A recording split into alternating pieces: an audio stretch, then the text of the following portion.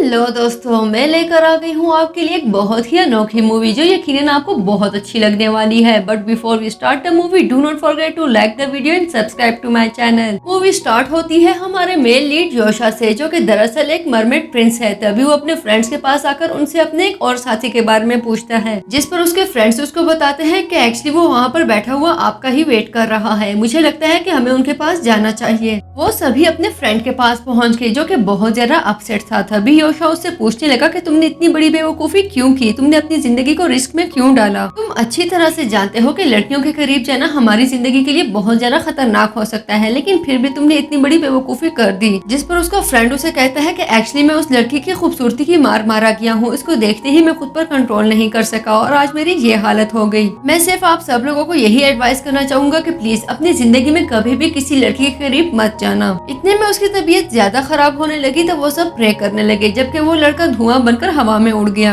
Actually ये उसके किसी लड़की के करीब जाने की सजा थी। योशा का एक साथी उससे आगे के प्लान के बारे में पूछता है। तभी योशा कहने लगा कि एक्चुअली ये जगह हमारे लिए बिल्कुल भी सेफ नहीं, हमें यहाँ से जल्द अज जल्द जाना होगा। हमारे अंकल हमें ट्रेस कर रहे होंगे और तुम जानते हो कि अगर वो मुझ तक पहुँच गए तो वो दोबारा मुझे शादी के लिए फोर्स करेंगे, जो मैं बिल्कुल नहीं करना चाहता। इसलिए अच्छा होगा कि हम अपने लिए कोई और ठिकाना ढूंढ लें। नेक्स्ट सीन में हम बाय को देखते हैं, जो कि अपने बॉयफ्रेंड की प्रमोशन के सिलसिले में उसकी एक गैदरिंग में मौजूद थी। वो अपने बॉयफ्रेंड को कांग्रेचुलेट करते हुए उसे कहने लगी कि जिस तरह का फंक्शन तुम्हारी कंपनी ने तुम्हारे लिए अरेंज किया है, मुझे लगता है कि तुम उनके लिए बहुत ज्यादा इम्पोर्टेंट हो। जिस पर वो कहने लगा कि एक्चुअली तुम्हें ठीक ही लगता है, मैंने उनके लिए बहुत कुछ किया है और मजीद भी बहुत कुछ करने वाला हूँ। रिसेंटली हमारी कंपनी ने जो इतना बड़ा प्रोजेक्ट कंप्लीट किया है वो मेरी वजह से ही हुआ है और तुम देखना मेरी कंपनी मुझे बहुत जल्द एक दफा फिर प्रमोशन देने वाली है। इतने में लू के प्रेसिडेंट उन दोनों के पास आकर उन्हें कांग्रेचुलेट करती है। तभी बाई उनसे कहने लगी कि एक्चुअली मैं आपकी बहुत ज्यादा थैंकफुल हूँ, क्योंकि मैं जानती हूँ आपने हमेशा लू को बहुत ज्यादा सपोर्ट किया है। इसके जवाब में प्रेसिडेंट उससे कहती है कि एक्चुअली थैंक्स तो मुझे तुम्हें बोलना चाहिए, बिल आखिर तुम शियांची होम स्टे बेचने के लिए तैयार हो ही गई हो। ये सुनकर बाई को कुछ अजीब लगा और वो उससे कहने लगी कि मुझे लगता है कि तुम्हें कोई मिसअंडरस्टैंडिंग हुई है, मैं वो होम स्टे कभी भी सेल नहीं करूंगी। बाई वहाँ से चली गई तो लू भी उसके पीछे पीछे चल पड़ा। तभी बाई उसे कहने लगी कि तुम्हें लगता है कि मैं ऐसा करूंगी, तुम जानते भी हो कि वो होम स्टे मेरे लिए कितना इम्पोर्टेंट है। एक बात तुम अपने जहन में अच्छी तरह से बिठा लो, शियांची होम स्टे में कभी भी नहीं बेचूंगी। बाई के वहाँ से जाने के बाद प्रेसिडेंट वहाँ पर आती है तो लू उससे कहने लगा कि मुझे मिसअंडरस्टैंड करने की कोई जरूरत नहीं, मैं सारी सिचुएशन एक्सप्लेन कर सकता हूँ। देखिए वो मेरी गर्लफ्रेंड है, आज नहीं तो कल हमारी शादी हो ही जाएगी और फिर मैं खुद भी उस शियांची होम स्टे को बेच सकता हूँ, क्योंकि शादी के बाद वो हमारी कॉमन प्रॉपर्टी बन चुकी होगी। तभी प्रेसिडेंट कहने लगे कि ठीक है, लेकिन इस सब के लिए तुम्हारे पास सिर्फ 10 दिनों का टाइम है।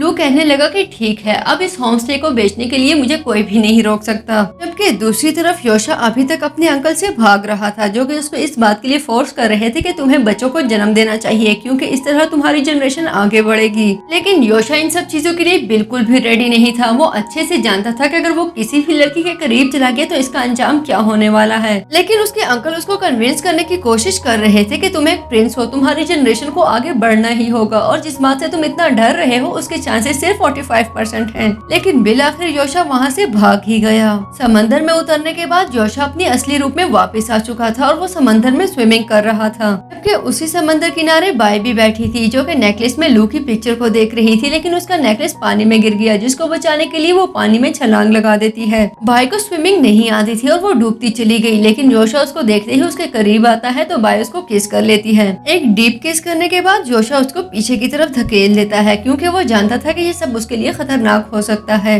जबकि दूसरी तरफ उसके फ्रेंड्स इस बात को डिस्कस कर रहे थे कि योशा को वाकई बच्चों को जन्म देना चाहिए ताकि उसकी नस्ल आगे को चल सके। लेकिन उसका एक फ्रेंड इस बात को पॉइंट आउट करता है कि कोई भी लड़की उससे शादी नहीं करेगी, क्योंकि उसके पास ना तो घर है और ना ही गाड़ी और ना ही किसी बड़ी यूनिवर्सिटी की डिग्री मौजूद है। जिस पर उसके अंकल कहते हैं कि तुम लोगों को परेशान होने की कोई जरूरत नहीं, मैंने तुम सब के लिए एक बहुत बड़ी रकम जमा की हुई है, जिसको देखते हुए कोई भी लड़की भागी भागी तुम लोगों के पीछे आएगी। इतने में उनके हाथ में पहना हुआ ब्रेसलेट अलार्म करता है, जिससे उनको आइडिया हो चुका था कि योशा यकीनन खतरे में है। नेक्स्ट सीन में बिया बीच किनारे बेहोश पड़ी थी। तभी लू उसके पास आकर उसको संभालते हुए उसके घर ले गया, लेकिन योशा अभी तक बेहोश था। मूवी आगे बढ़ती है तो बिया अपने घर में सो रही थी, लेकिन नींद में उसको वो सारी चीजें याद आ गई जिससे वो कल गुजरी थी। तभी उसकी अचानक आंख खुल गई। बिया पानी पीने के लिए नीचे आती है, लेकिन वो पानी पीती इससे पहले ही उसको नजर आता है कि खिड़की के बाहर कोई मौजूद है, जिसको देखकर वो बहुत ज्यादा डर चुकी थी, जो कि कोई और नहीं बल्कि योशा ही था, जो कि घर के अंदर आ चुका था। तभी बिया स्टिक उठाते हुए उसे कहने लगी कि तुम जो कोई भी हो वहीं पर रहो, मेरे करीब आने की कोई जरूरत नहीं। अगर तुम यहाँ चोरी करने आए हो तो मैं तुम्हें बता दूं कि तुम बहुत पछताओगे। लेकिन तब तक योशा जमीन पर गिर चुका था और हेल्प हेल्प चिल्लाने लगा और वो बिया से पानी मांग रहा था।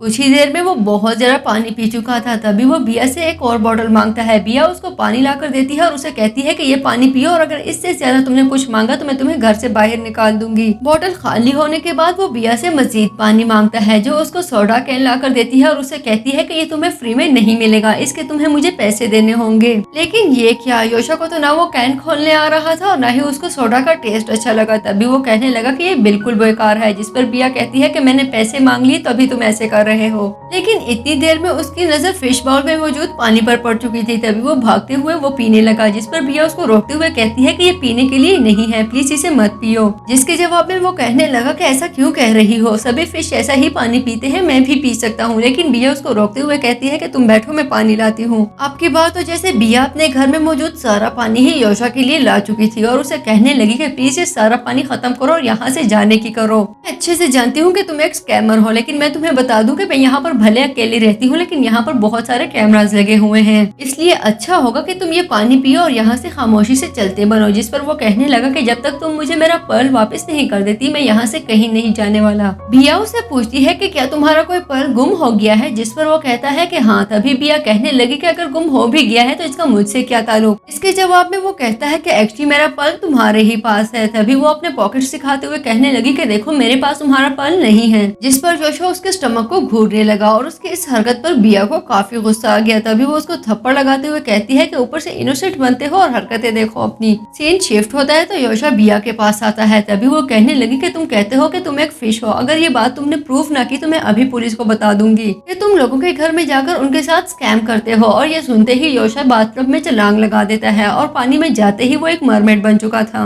लेकिन बिया तो जैसे इस सब के लिए तैयार ही नहीं थी। तभी उसको मरमेड बनता हुआ देखकर बेहोश होने लगी, लेकिन योशा उसको संभाल चुका था। योशा के करीब जाते ही वो उसे पहचान चुकी थी। तभी वो उससे पूछने लगी कि क्या तुम वही हो जिसने मेरी जान बचाई थी। जिसके जवाब में वो कहता है कि हाँ मैं वही हूँ, लेकिन तुम्हारे टमी में मेरा पर्ल मौजूद है जो तुम्हें किसी भी सूरत मुझे वापस करना होगा, वरना हम दोनों की जिंदगी को खतरा हो सकता है। बिया कुछ कहती इससे पहले ही उसको लू की आवाज आने लगी। तभी वो उसे कहती है कि मेरा बॉयफ्रेंड यहाँ पर आया है, तुम प्लीज बाहर मत आना। जो सुनकर योशा को कुछ ज्यादा अच्छा नहीं लगा। तभी वो कहने लगा कि तुम ऐसा क्यों कह रही हो, क्या तुम्हें मैं खूबसूरत नहीं लगा जो तुम मुझे अपने बॉयफ्रेंड से मिलवाना नहीं चाहती। क्या तुम जानती हो कि मैं समंदर का सबसे खूबसूरत मरमेड हूँ। सीन शिफ्ट होता है तो बिया लू के पास आते हुए उससे कहने लगी कि मैं आज बहुत बिजी हूँ, क्या तुम कल आ सकते हो। लेकिन लू उसकी एक नहीं सुनता और घर में इंटर होते ही उसको प्रपोज करते हुए कहने लगा कि मैं जानता हूँ जब से तुम मेरी जिंदगी में आई हो मेरी जिंदगी ही बदल चुकी है। मैं चाहता हूँ कि मैं सुबह उठूं तो मेरी सबसे पहली नजर तुम पर पड़े, क्या तुम सारी जिंदगी मेरे साथ बिता सकती हो। और ये सब बिया के लिए बहुत अचानक था। वो कुछ कहती इससे पहले ही योशा वहाँ पर पहुंचकर कहने लगा कि नहीं वो ये सब नहीं करना चाहती। योशा को वहाँ देखकर लू को बहुत अजीब लगा। तभी वो पूछता है कि ये कौन है, जिस पर वो खुद ही बताने लगा कि बिया मेरी है, ये मेरे अलावा किसी की नहीं हो सकती। जिस पर लू पूछने लगा कि क्या तुम मुझे धोखा दे रही थी, मेरे होते हुए तुम किसी और के साथ डेटिंग कर रही थी। तभी योशा कहता है कि हम मरमेड्स इस तरह की हरकतें नहीं करते। लेकिन बिया योशा को चुप रहने के लिए कहती है। तभी लू कहने लगा कि इस लड़के को घर से निकालो, लेकिन वो निकलने से इनकार कर देता है। बिया लू से कहने लगी कि प्लीज इसको इग्नोर करो, लेकिन वो कहता है कि नहीं, इस घर में हम दोनों नहीं रह सकते, हम में से किसी एक को जाना होगा। बिया पूछती है कि क्या ऐसा है, जिस पर लू कहता है कि हाँ बिल्कुल ऐसा ही है। तभी वो उसको धक्के देते हुए बाहर निकालने लगी और उसे कहने लगी कि अगर मैंने इसको निकाला तो मैं मर सकती हूँ। बिया योशा के पास आई तो वो उसे पूछने लगा कि क्या तुम्हें इससे बुरा इंसान नहीं मिला था डेट करने के लिए। तभी वो कहने लगी कि तुम अपने काम से काम रखो, अपना पर्ल लो और यहाँ से जाने की करो।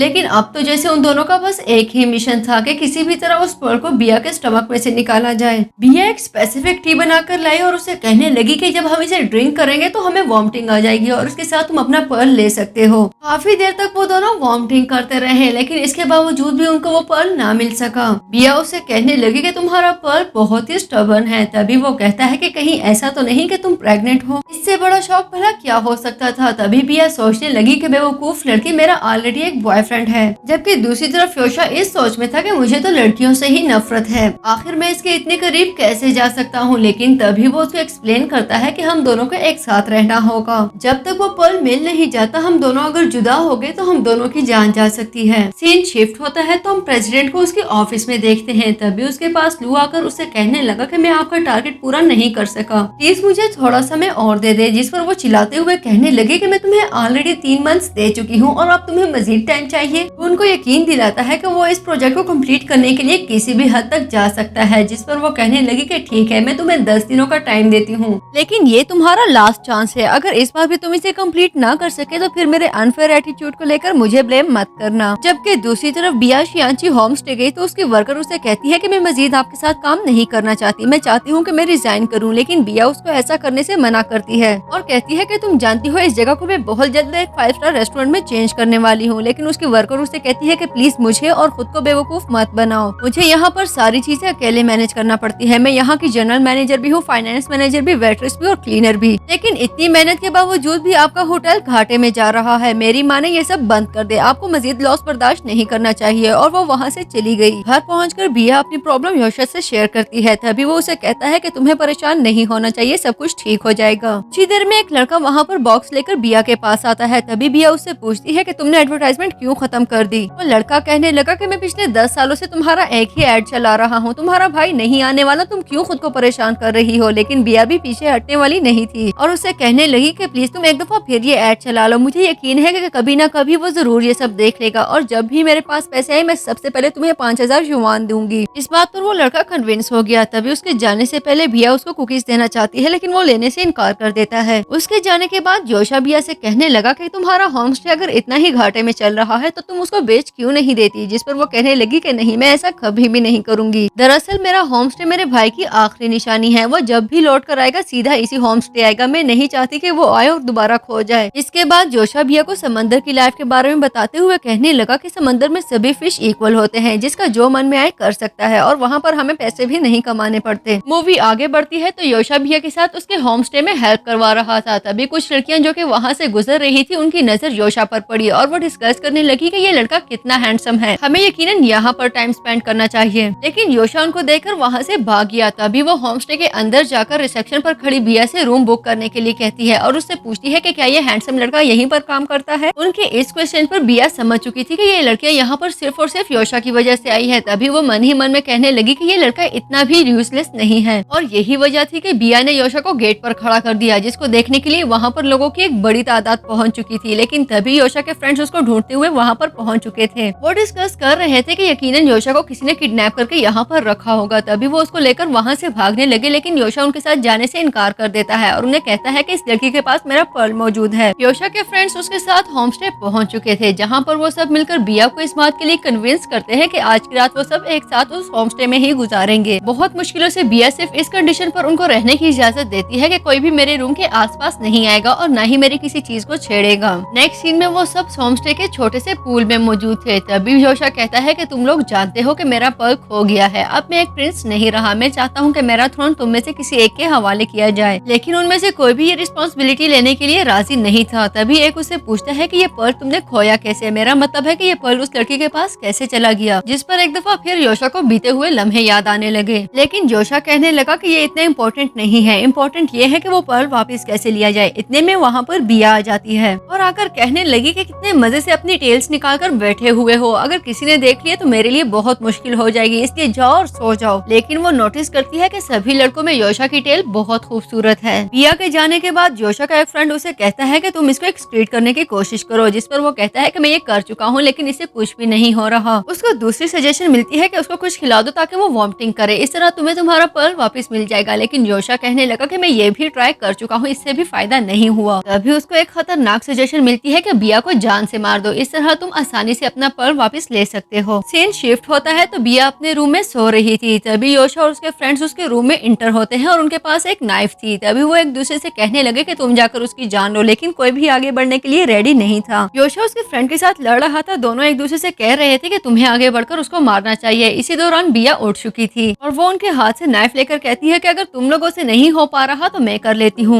यह नाइफ लिए उन सबके सामने खड़ी थी। तभी योशा उससे कहने लगा कि एक्चुअली तुम्हें कोई मिसअंडरस्टैंडिंग हो गई है। जिस पर बिया कहती है मैं तुम लोगों से पूछती हूँ कि तुम लोग नाइफ लेकर मेरे रूम में क्या कर रहे थे। योशा का एक फ्रेंड कहता है कि सिस्टर इन लॉ, जिस पर वो उनको मारते हुए कहती है कि मैं तुम लोगों की सिस्टर इन लॉ नहीं हूँ, मुझे इस नाम से बुलाना बंद करो। लेकिन योशा का एक फ्रेंड झट से बताने लगा कि एक्चुअली हम तुम्हारी जान लेने आए थे क्योंकि हमें हमारा पर्ल वापस चाहिए। जिस पर बिया कहती है कि वेरी गुड, मैंने तुम लोगों को यहाँ पर रहने की इजाजत बस इसीलिए ये दी थी कि तुम लोग मेरी जान के पीछे पड़ जाओ। अगले सीन में बिया उनको अपने होम स्टे से बाहर निकाल चुकी थी। वो सब नॉक कर रहे थे तो योशा उनसे कहने लगा कि बस आराम से बैठ जाओ, मैं जानता हूँ कि इसका कोई फायदा नहीं होने वाला क्योंकि वो दरवाजा नहीं खोलेगी। योशा के फ्रेंड्स एक दफा फिर उससे पूछते हैं कि आखिर तुम्हारा पर्ल उसके स्टमक में कैसे चला गया। तभी योशा उनको बताता है कि एक्चुअली मैंने उसको किस किया था। योशा का एक फ्रेंड चिल्लाते हुए कहने लगा कि क्या तुमने अपनी फर्स्ट किस क्लोज कर दी। तभी वो कहता है कि नहीं, वो फर्स्ट किस नहीं थी बल्कि CPR था। लेकिन उसका एक फ्रेंड कहता है कि हमारे लिए ये बस एक फर्स्ट किस ही होती है। लेकिन जल्द ही वो टॉपिक पर वापस आ चुके थे और सोचने लगे कि वो पर्ल वापस कैसे हासिल किया जाए। लेकिन योशा कहता है कि मैं किसी भी तरह बिया को मारना नहीं चाहता। अगर इसके अलावा तुम लोगों के पास कोई बेटर सजेशन है तो मुझे बता दो। लेकिन उन सब के पास कोई भी आइडिया नहीं था। योशा का फ्रेंड उससे कहने लगा कि जब हम धुआं बन के हवा में उड़ जाते हैं तो हमारे पीछे सिर्फ हमारा पर्ल बचता है, लेकिन तुमने तो जीते जी अपना पर्ल खो दिया। तुम्हारा केस बहुत रेयर है, हम इसमें तुम्हें क्या सजेशन दे सकते हैं जब ये केस हमारे इंसाइक्लोपीडिया में रजिस्टर ही नहीं हुआ। इसी दौरान योशा का एक फ्रेंड उससे कहने लगा कि अगर वो पर्ल तुम्हें वापस चाहिए तो इसके लिए तुम्हें बिया को दोबारा किस करना होगा। जिस पर योशा कहता है कि नहीं नहीं, मैं ऐसा बिल्कुल नहीं कर सकता, इसके लिए मुझे बिया के करीब जाना होगा जो कि मेरी बर्दाश्त से बाहर है। लेकिन उसका फ्रेंड उसको कन्विंस करने लगा कि पर्ल वापस हासिल करने का बस एक यही तरीका है। सीन शिफ्ट होता है तो बिया शियांची होम स्टे में अपने कस्टमर्स को सर्व कर रही थी। तभी टेबल पर बैठा हुआ एक लड़का अपने केक में कीड़ा मिलाते हुए शोर करने लगा। वो बिया से कहने लगा कि देखो तुम्हारे लाए हुए केक में वाम मौजूद है जिसकी वजह से मेरी तबीयत खराब हो रही है, मेरे पेट में बहुत ज्यादा दर्द हो रहा है। इस सिचुएशन की वजह से बिया बहुत ज्यादा परेशान हो चुकी थी और वो उससे शांत रहने के लिए कहने लगी। लेकिन हर गुजरते लम्हे के साथ उस लड़के का नाटक बढ़ता ही जा रहा था। शोर की आवाज सुनकर योशा और उसके फ्रेंड्स भी बाहर आ गए, जबकि दूसरी तरफ बिया कस्टमर्स को एक्सप्लेन कर रही थी कि हमारी सफाई बहुत अच्छी होती है और हमारे किसी भी फूड में कीड़े नहीं होते। आप प्लीज पहले ठीक से खड़े हो जाए। अगर आपकी तबीयत वाकई खराब हो गई है तो मैं आपको हॉस्पिटल लेकर चलती हूँ, लेकिन इस तरह मत करें। लेकिन वो लड़का कहने लगा कि मैं अभी वीडियो बनाकर इसको ऑनलाइन पोस्ट करूंगा। मैं सभी कस्टमर्स को बता रहा हूँ कि यहाँ से कुछ भी मत खाना, यहाँ का फूड बहुत खतरनाक है। जबकि बिया उससे कह रही थी कि प्लीज तुम मेरे साथ एक दफा हॉस्पिटल चले जाओ, मुझे पता है कि यकीनन कोई मिसअंडरस्टैंडिंग हुई होगी। इससे पहले कभी भी हमारे फूड में कोई कंप्लेन नहीं आई। योशा केक को देखकर कहने लगा कि केक बिल्कुल ठीक है, मैं उसको चेक कर चुका हूँ, यकीनन कोई और मसला होगा, प्लीज तुम थोड़ा शांत हो जाओ। जिस पर वो लड़का कहता है कि एक्चुअली तुम सब मिलकर मुझे प्रेशराइज करने की कोशिश कर रहे हो, लेकिन मैं तुम्हारे प्रेशर में बिल्कुल नहीं आने वाला। इतने में वहाँ पर लू आ जाता है जिससे बिया पूछती है कि तुम यहाँ क्या कर रहे हो। और इस बात पर वो बताने लगा कि एक्चुअली मैं यहाँ से गुजर रहा था, मैंने सोचा तुमसे मिल लूं, क्या मेरे आने से तुम्हें कोई प्रॉब्लम है। बिया कहने लगी नहीं, मुझे बिल्कुल भी कोई प्रॉब्लम नहीं है, लेकिन तुम्हें इस तरह अचानक देखने के लिए मैं रेडी नहीं थी। लू सारी सिचुएशन को समझ चुका था। तभी उस लड़के को कंप्लेन करने से मना करता है और उसे कहता है कि क्या तुम्हें कुछ चाहिए। जिस पर वो कहता है कि हाँ, तुम लोग मुझे कॉम्पनसेट कर सकते हो, वरना मैं अभी जाकर तुम्हारे होम स्टे की कंप्लेन करूंगा जिसकी वजह से तुम्हारी जगह सील हो सकती है। इसी बात को लेकर लू बिया से कहने लगा मुझे लगता है कि तुम्हें जल्द अज जल्द इस होम स्टे को किसी और के नाम कर देना चाहिए, क्योंकि अगर इस जगह को सील कर दिया गया तो फिर तुम्हारे हाथ में कुछ नहीं बचेगा। और वो उस लड़के से कहने लगा कि तुम डॉक्यूमेंट्स ले आओ, हम साइन कर देते हैं। लेकिन बिया कहने लगी कि नहीं, मैं ऐसा कुछ नहीं करने वाली, मुझे पक्का यकीन है कि ये लड़का झूठ बोल रहा है और मैं इसके कहे में बिल्कुल नहीं आने वाली। और लू तुम भी बार बार ये होम स्टे किसी और के नाम करने की बात मत किया करो।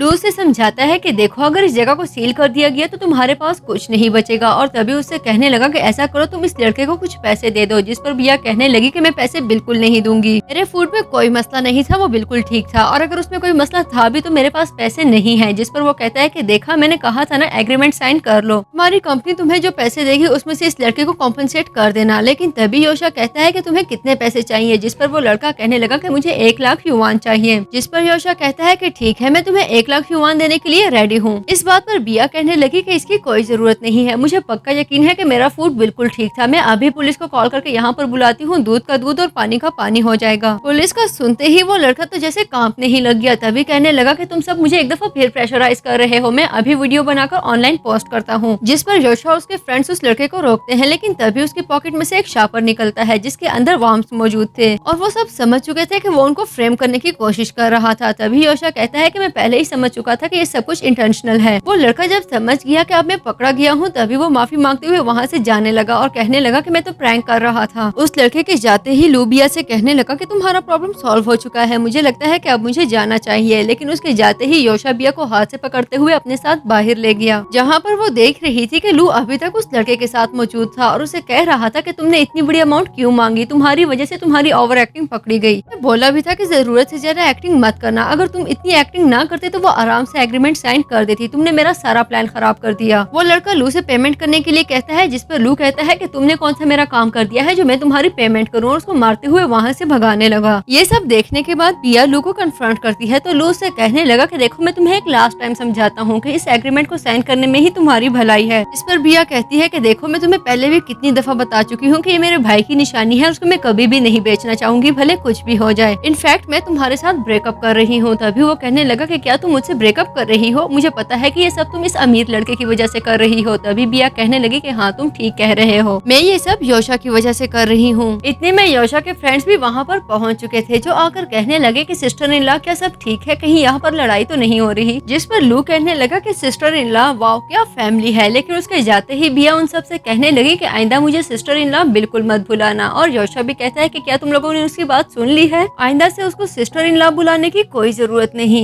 लेकिन अब तो बिया के दिमाग में एक और ही आइडिया आ चुका था और वो सोच रही थी कि अगर ये चारों लड़के मिलकर उसके होम स्टे को मैनेज करे तो ये सब अच्छे से हो सकता है। इतने हैंडसम स्टाफ को देखकर सभी कस्टमर्स यहाँ पर यकीनन आना चाहेंगे। लेकिन ये बात जब उसने योशा और उसके फ्रेंड से डिस्कस की तो वो तो जैसे लड़कियों का नाम सुनते ही घबरा गए और कहने लगे कि हम किसी भी लड़की को फेस नहीं कर सकते। या उनको समझाने लगी कि देखो अगर तुम लोगों ने मेरा साथ ना दिया तो मैं बैंकक्रप्ट हो जाऊंगी, मेरे हालात आगे ही बहुत टाइट चल रहे हैं। लेकिन वो तो जैसे मानने को तैयार ही ना थे। तभी बिया कहने लगी कि तुम चारों इतना पानी पीते हो, तुम्हें क्या लगता है वो फ्री में ही मिल जाएगा? और ऊपर से तुम्हारा खाना और घर का रेंट ये कौन देगा? मैं तुम लोगों को यहाँ पर फ्री में बिल्कुल बर्दाश्त नहीं करने वाली। और वैसे भी मिस्टर योशा तुम्हारे पास तो बहुत पैसे हैं, उस लड़के को तो 1 लाख युआन देने के लिए भी तैयार थे। जिस पर योशा कहता है कि वो तो मैं उसको ट्रिक कर रहा था। लेकिन बिया भी अपनी बातें अड़ चुकी थी, कहने लगी कि जब तक तुम लोग मेरे साथ काम नहीं करवाओगे मैं तुम लोगों को कुछ भी नहीं देने वाली। जल्दी से डिसाइड कर लो कि तुम में से मील के पैसे कौन देगा। जिस पर योशा हाथ उठाते हुए कहता है कि मैं ये देख लूंगा। बिया के जाने के बाद योशा के फ्रेंड्स डिस्कस करने लगे कि ये लड़की तो जैसे अपनी बात में अड़ ही गई है। तभी योशा कहने लगा कि इसको हमें खुश रखना होगा, पल हासिल करने का मतलब है कि यही तरीका है। बिल आखिर वो सब इस बात पे राजी हो चुके थे कि उनको बिया की हेल्प करनी है और शियांची होमस्टे को बैंकक्रप्ट होने से बचाना है। सीन शिफ्ट होता है तो योशा और उसके फ्रेंड्स की तस्वीरों के साथ बड़े बड़े बैनर्स शियांची होमस्टे के बाहर लगाए जा चुके थे, जिनको देखते ही बहुत ज्यादा लोग उस रेस्टोरेंट को विजिट कर रहे थे। योशा के सभी फ्रेंड्स वहाँ पर कस्टमर्स की सर्विस में मसरूफ थे, लेकिन योशा खुद लड़कियों से दूर दूर भाग रहा था। जबकि अपने होटल में इतने ज्यादा कस्टमर्स को देखकर बिया बहुत ज्यादा खुश थी। जबकि दूसरी तरफ प्रेसिडेंट के पूछने पर उसके एम्प्लॉयज उसको बताने लगे कि शियांची होमस्टे फुल हाउस चल रहा है। एम्प्लॉयज बताने लगे कि पता नहीं कहां से पर मिस बिया ने 4 बहुत हैंडसम लड़कों को हायर किया हुआ है, जिसकी वजह से बहुत ज्यादा लोग उसको विजिट कर रहे हैं। लेकिन ये सब तो जैसे प्रेसिडेंट को बिल्कुल भी अच्छा नहीं लगा। तभी उनसे कहने लगे कि अगर वो लोग डील करने के लिए तैयार नहीं है तो फिर ऐसा करो किसी भी तरह उनके साथ निमट लो।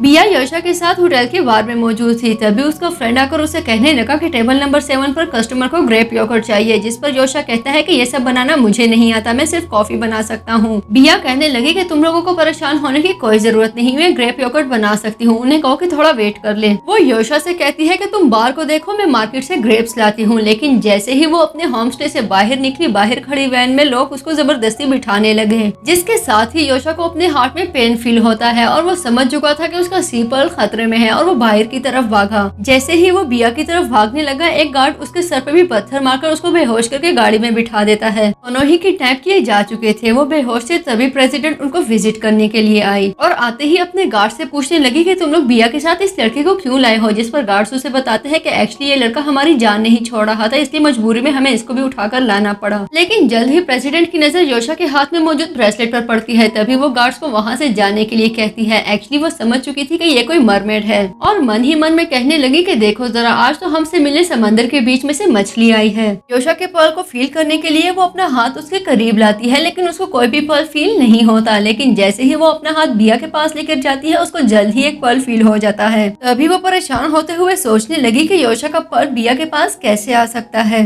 गार्ड्स को बुलाकर वो उनसे कहने लगी कि इन दोनों को छोड़ दो, लेकिन कुछ सोचते हुए फिर कहने लगी कि इस लड़के की जिंदगी मजीद मुश्किल कर दो। होश में आने पर योशा बिया के हाथ खोलकर उसको बाहर भगाने की कोशिश करता है, लेकिन तभी उसका सामना वहाँ पर खड़े गार्ड से होता है। योशा के पूछने पर गार्ड उससे कहने लगा कि एक्चुअली मैं यहाँ तुम्हें मारने के लिए आया हूँ और इसके साथ ही वो योशा को नाइफ से जख्मी कर देता है। उसको जख्मी करने के बाद सभी गार्ड्स वहाँ से चले गए, जबकि उसकी बॉडी से नीला खून निकल रहा था। इस सब ने बिया को बहुत परेशान कर दिया था। तभी वो योशा को हॉस्पिटल चलने के लिए कहती है, जिस पर योशा कहता है कि मैं हॉस्पिटल नहीं जा सकता, प्लीज मुझे पानी की तरफ ले चलो। दोनों को बाहर की तरफ जाता देखकर प्रेसिडेंट मन ही मन में सोचने लगी कि मुझे उम्मीद है जल्द ही ये दोनों एक दूसरे से प्यार कर बैठेंगे। नेक्स्ट सीन में योशा को लेकर बिया एक होटल पहुंच चुकी थी, जहां पर वो रिसेप्शनिस्ट से कहती है कि मुझे इस पूरे होटल को बुक बुक करना है और इसके साथ मुझे मिनरल वाटर के 5 कार्टन भी चाहिए। रिसेप्शनिस्ट उनको टॉन्ट करते हुए कहने लगा कि मैं समझ चुका हूँ, आप दोनों अपनी प्राइवेसी को एंजॉय करना चाहते हैं। तभी बिया उसको डांटते हुए कहने लगी कि खामोशी से अपना काम करो,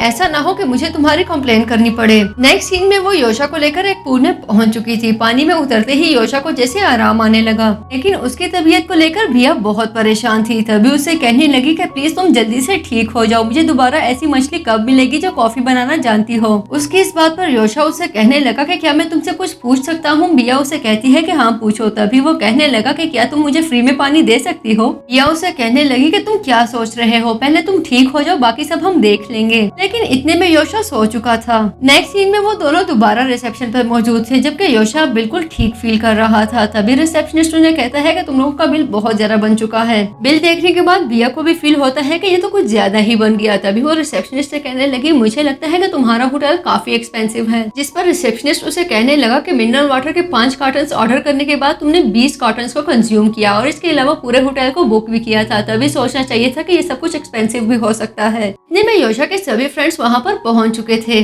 और वो योशा से कहने लगे कि एक्चुअली हम सारी रात तुम्हें ढूंढते रहे हैं, तुम जानते हो तुमने हमें कितना परेशान किया, क्या तुम ठीक हो। योशा उन्हें बताता है कि हाँ मैं बिल्कुल ठीक हूँ। लेकिन रिसेप्शनिस्ट एक दफा फिर उनसे बिल के बारे में पूछता है, जिस पर बिया कहती है कि बिल मैं ही पे करूंगी, लेकिन क्या तुम थोड़ा डिस्काउंट कर सकते हो। लेकिन वो ऐसा करने से इनकार कर देता है। बिया को इस तरह परेशान करना योशा को बिल्कुल भी अच्छा नहीं लग रहा था। तभी वो अपने एक फ्रेंड को साइड पर ले जाकर उससे कहने लगा कि क्या मैंने तुम्हारा ख्याल रखा है। जिस पर उसका फ्रेंड कहने लगा कि हाँ आपने हमेशा मेरा बहुत ख्याल रखा है। तभी वो उसको चुंटी काटते हुए उसे कहने लगा कि मुझे तुम्हारा एक आंसू चाहिए। दर्द की वजह से उसके दोस्त की आंखों से आंसू निकल आए जो जल्द ही मोती बन चुके थे। तभी योशा वो मोती बिया को देते हुए कहने लगा कि तुम इससे काम चला सकती हो। बिया उससे कहने लगी कि तुमने कहा था कि मेरे पास बिल्कुल पैसे नहीं है। तभी योशा उसे कहता है कि एक्चुअली मेरे फ्रेंड के आंसू हैं। योशा अपने फ्रेंड्स के साथ ब्रेकफास्ट कर रहा था। तभी उसको बिया की चीखने की आवाजें आने लगी। वो सब भागते हुए बिया के रूम में गए तो बिया योशा को अपने साथ रूम में ले गई और उसको अपने जिस्म पर मौजूद निशान दिखाते हुए कहने लगी कि ये देखो ये मुझे क्या हो रहा है, मुझे तो कुछ समझ नहीं आ रही। योशा उससे कहने लगा मुझे लगता है कि ये सब उस पर्ल की वजह से हो रहा है। हो सकता है कि वो पर्ल तुम्हें सूट ना कर रहा हो,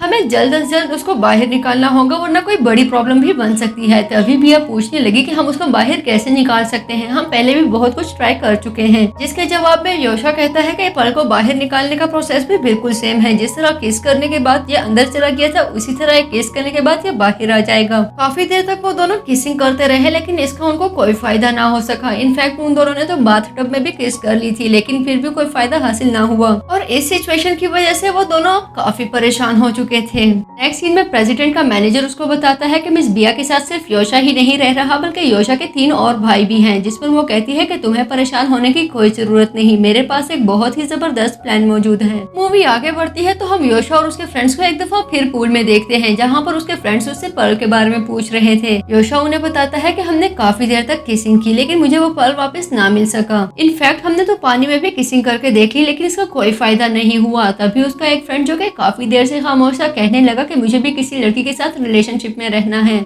और ये सुनते ही उसके सभी फ्रेंड्स की तो जैसे चीखें ही निकल गईं। सीन शिफ्ट होता है तो योशा अपने फ्रेंड्स के साथ होम स्टे से बाहर जा रहा था। तभी उसका सामना एक दफा फिर उसके अंकल से होता है जो कि अपने साथ एक लड़की को भी ले आया था। हमेशा की तरह इस बार भी अंकल योशा को भागने नहीं देता और उससे कहता है कि देखो इस लड़की से मिलो, ये मोमो है और बहुत अच्छी लड़की है, मैं चाहता हूँ कि तुम इससे शादी कर लो, मुझे पक्का यकीन है कि ये बहुत अच्छी वाइफ बनेगी। और तभी उसके कान में कहने लगा कि ये बहुत हेल्दी है, मुझे यकीन है कि ये बहुत सारे बच्चों को जन्म दे सकती है। उनकी बातों से चिढ़ते हुए योशा उनसे कहने लगा कि मैं आपको पहले भी बता चुका हूँ कि मुझे शादी नहीं करनी, बच्चे पैदा करना तो बहुत दूर की बात है, इनफैक्ट मुझे किसी भी लड़के के साथ नहीं रहना। लेकिन उसके अंकल भी कहाँ पीछे हटने वाले थे। उससे कहने लगे कि देखो प्रिंस होना इतना आसान नहीं होता, तुम्हें जनरेशन चाहिए जो तुम्हारी नस्ल को आगे बढ़ा सके, कुछ भी हो जाए तुम्हें मोमो से ही शादी करनी पड़ेगी। लेकिन इतने में बिया नीचे आते हुए कहती है कि ये किसी से शादी नहीं करने वाला। जिस पर अंकल उससे कहने लगे कि योशा की जिंदगी का तुमसे कोई ताल्लुक नहीं है, इसलिए उसके मामलात में पढ़ना बंद करो। योशा के फ्रेंड्स अंकल से कहने लगे हमें लगता है कि हमें आपसे प्राइवेट में बात करनी चाहिए। तभी वो अंकल को लेकर साइड पर चले गए जहाँ पर अंकल योशा को शादी करने और बच्चे पैदा करने के फायदों के बारे में बता रहे थे। तभी योशा कहने लगा कि मेरे पास पर्ल ही नहीं है तो मैं शादी कैसे करूं और बच्चे कैसे पैदा करूं, और मेरा पर्ल बिया के पास है इसलिए मैं उससे दूर नहीं जा सकता। जिस पर अंकल को एक बड़ा झटका लगता है और वो पूछने लगे कि अगर तुम्हारे पास पर्ल ही नहीं है तो तुम जिंदा कैसे हो।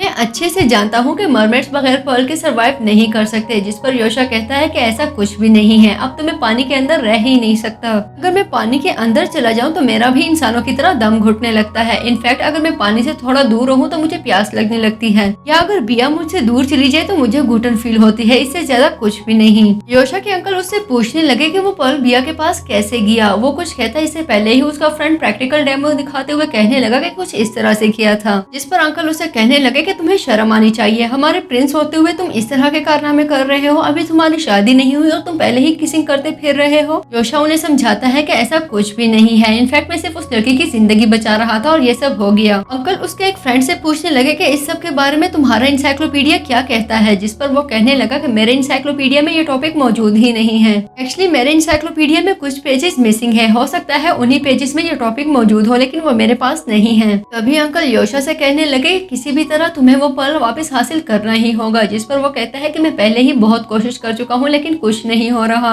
अंकल उससे पूछने लगे कि तुम्हारे पर्ल का कलर कैसा है, जिस पर वो कहता है कि ब्लू है और कैसा होना है, सभी मरमेड्स के कलर ब्लू ही होते हैं। योशा की इस बात पर अंकल उससे कहने लगे इसका मतलब है कि तुम अभी तक बिया से प्यार नहीं करते, अगर तुम बिया से प्यार करते होते तो तुम्हारे पर्ल का कलर फिर रेड होना था। मेरे पर्ल को देखो किस तरह रेड है, मैं अपनी वाइफ से इतना प्यार जो करता हूँ। अगले सीन में अंकल मोमो के पास आकर उससे कहने लगे कि बेटा प्लीज मुझे माफ कर दो, मैं तुम्हें नाराज बिल्कुल भी नहीं करना चाहता। मैंने तुम्हारे बाबा से वादा किया था कि मैं तुम्हारे लिए बॉयफ्रेंड ढूंढूंगा, लेकिन मुझे बिल्कुल भी आइडिया नहीं था कि योशा की पहले से ही गर्लफ्रेंड होगी। अगर मुझे पता होता तो मैं तुम्हें कभी भी यहाँ ना लाता। ऐसा करो तुम अपनी चीजें समेटो, मैं तुम्हें तुम्हारे घर भिजवा देता हूँ। जिस पर मोमो कहने लगी कि नहीं, मुझे अभी कुछ दिनों यहीं पर रहना है, मैं इतनी जल्दी वापस नहीं जा सकती और आपको नाराज होने की कोई जरूरत नहीं। पिया योशा के फ्रेंड के साथ रिसेप्शन पर खड़ी थी, सभी मोमो उसके पास आकर उससे कहने लगी कि क्या मुझे यहाँ पर रूम मिल सकता है, जिस पर बिया कहने लगी कि नहीं, तुम्हारे लिए यहाँ पर कोई रूम अवेलेबल नहीं है। लेकिन फ्रेंड उसको टोकते हुए कहने लगा कि तुम ऐसा क्यों कर रही हो, आज से पहले तुमने कभी किसी गेस्ट को रिजेक्ट नहीं किया, तो इसको क्यों इनकार कर रही हो। जिस पर बिया कहने लगी कि तुम चुप रहो। लेकिन बिया के जाने के बाद वो मोमो से कहने लगा कि तुम्हें परेशान होने की कोई जरूरत नहीं है, मैं अभी देखता हूँ जो भी रूम अवेलेबल हो मैं तुम्हें वहाँ पर भेज देता हूँ। मोमो को रूम में भेजने के बाद अंकल रिसेप्शन पर आए तो योशा का फ्रेंड उनको पेमेंट करने के लिए कहता है, जिस पर अंकल कहने लगे कि क्या मुझे यहाँ पर रहने के लिए पेमेंट करना होगी, इस दिन के लिए पाल पोस कर बड़ा किया था तुम लोगों को। जिस पर वो कहता है कि ऑब्वियसली अगर यहाँ पर रहना है तो पैसे तो देने ही पड़ेंगे, इसी तरह हम सरवाइव करते हैं। तभी उसका एक और फ्रेंड आकर अंकल से कहने लगा कि क्या आप मेरे लिए कुछ शेल्स खरीद सकते हैं। जिसकी इस फरमाइश पर अंकल परेशान होकर उसे कहने लगे कि क्या हो गया है, तुम लोगों का दिमाग तो ठीक है, मुझसे इतनी फरमाइशें कर रहे हो। तभी वो बताने लगे कि एक्चुअली हमारे पास बिल्कुल भी पैसे नहीं है और इस दुनिया में तो हर चीज के लिए पैसों की जरूरत पड़ती है। तभी अंकल उनसे कहने लगे कि ठीक है, इतनी बातें करने की कोई जरूरत नहीं है, मैं अभी पेमेंट कर देता हूँ। सीन शिफ्ट होता है तो योशा फर्श की सफाई कर रहा था। तभी मोमो उसके पास आकर उससे कहने लगी कि देखो मैं तुम्हारे लिए पानी लाई हूँ। जिस पर वो कहता है कि मुझे पानी नहीं चाहिए, मुझे बिल्कुल भी प्यास नहीं लगी हुई। तभी मोमो उससे कहने लगी कि ठीक है, अगर तुम्हें पानी नहीं पीना तो मैं तुम्हारे लिए चाइनीज राइस लाई हूँ, मुझे यकीन है कि ये खाकर तुम्हें बहुत अच्छा लगेगा। लेकिन अपनी नर्वसनेस की वजह से योशा वहाँ से भागने लगा। तभी मोमो भी उसके पीछे पीछे भागते हुए अंदर चली गई, जबकि बिया ये सब देख रही थी। मोमो उससे कहने लगी कि तुम एक मरमेड प्रिंस होकर ये सब कैसे कर सकते हो, मुझे दे दो, मैं तुम्हारी हेल्प कर देती हूँ। तभी योशा उससे कहने लगा कि ये सब मैं अपनी मर्जी से कर रहा हूँ, मुझे तुम्हारी हेल्प की कोई जरूरत नहीं। लेकिन मोमो भी कहाँ पीछे हटने वाली थी। तभी बिल आखिर योशा को उसके सामने हार माननी पड़ी और उसे कहने लगा कि ठीक है, अगर तुम्हें काम करने का इतना ही शौक है तो ये पकड़ो और किचन की सफाई कर दो। ये सब कुछ बिया भी देख रही थी, जो कि उसको बिल्कुल भी अच्छा नहीं लग रहा था। तभी अंकल उसके पास आकर उससे पूछने लगे कि क्या तुम्हारा बच्चों को जन्म देने का कोई इरादा है। उनकी ये बात बिया को काफी अजीब लगी, लेकिन उन्हें इससे क्या फर्क पड़ना था। तभी उससे कहने लगा कि मैं जानता हूँ मुझे बिल्कुल भी अच्छा नहीं लगता कि शादी में लड़की की उम्र लड़के की उम्र से ज्यादा हो, लेकिन क्या करे, मेरे मरमेड का पर्ल तुम्हारे पास है। मैं चाहता हूँ कि अगले 5 सालों में तुम 5 बच्चों को जन्म दो, ये बहुत ही अच्छा होगा। और वैसे भी जो तुम्हारी एज है तुम्हें बहुत जल्द बच्चों को जन्म देना चाहिए, वरना बाद में ये पॉसिबल नहीं होने वाला। जिस पर बिया उसे कहती है कि बच्चों को जन्म देना एक औरत का राइट होता है, उसकी ड्यूटी नहीं होती, और जब तक एक औरत ना चाहे उसको बच्चों के लिए प्रेशराइज नहीं करना चाहिए। अंकल उससे कहने लगे कि हाँ वो सब तो ठीक है, लेकिन इंसानों तक हम मरमेड को बहुत ज्यादा बच्चों की जरूरत होती है। इसके साथ ही बिया अपनी जगह से उठते हुए उनसे कहने लगी कि मुझे इन सारी बातों से बिल्कुल फर्क नहीं पड़ता कि मरमेड को कितने बच्चों की जरूरत होती है। मैं सिर्फ इतना चाहती हूँ कि मेरे स्टमक में मौजूद पर्ल बाहर आ जाए, ताकि आप अपना पर्ल लेकर यहाँ से निकलने की करें। मैं आपको मजीद बर्दाश्त नहीं कर सकती।